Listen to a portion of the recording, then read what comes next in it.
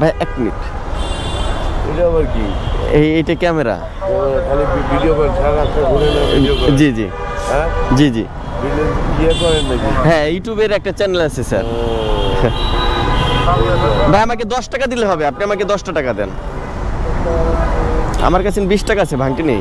এটা কি city rider CRD. CRT? জি ওকে ওকে, 100 টাকা রাখলাম। এটা কি সংঘ প্রতিষ্ঠান হয়েছে নাকি?